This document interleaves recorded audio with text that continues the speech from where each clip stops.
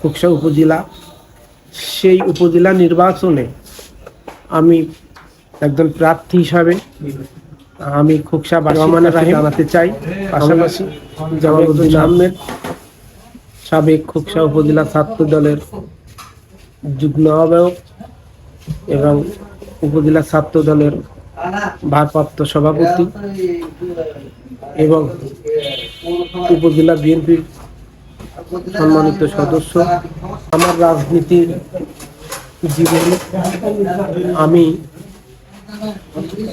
1987-88 সাল থেকেই ছাত্র, যখন অষ্টম শ্রেণীর ছাত্র ছিলাম তখন থেকেই আমার শিক্ষাগুরু শেখ মুজিবুর রহমান লালটু স্যারের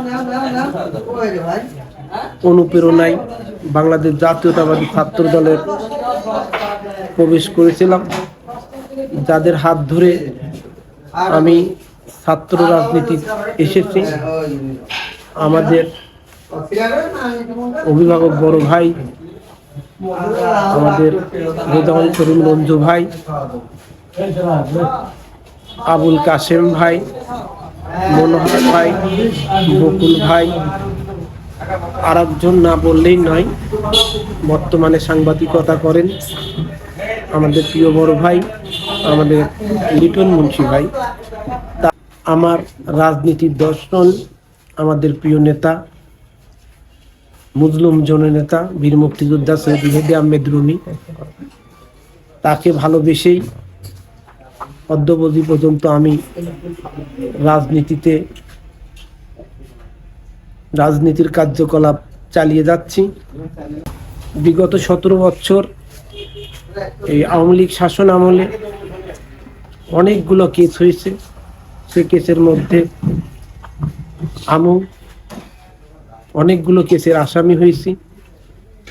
আগামী যে নির্বাচন খোকসা উপজেলা, সেই উপজেলা নির্বাচনে আমি একজন প্রার্থী হিসাবে আমি খোকসাবাসীর কাছে জানাতে চাই।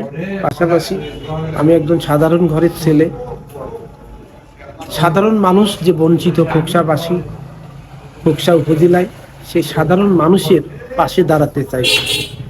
আমি যেহেতু সাধারণ ঘরের ছেলে, সাধারণ মানুষ যারা, বিশেষ করে রিক্সা চালক, ভ্যান চালক, খেটে খাওয়া মানুষ, কৃষক, শ্রমিক, মেহনতি মানুষ, তাদের পাশে দাঁড়াতে চাই এবং তাদের সমর্থন নিয়েই আমি আগামী দিনের পথ চলতে চাই এবং উপজেলা নির্বাচন করতে চাই।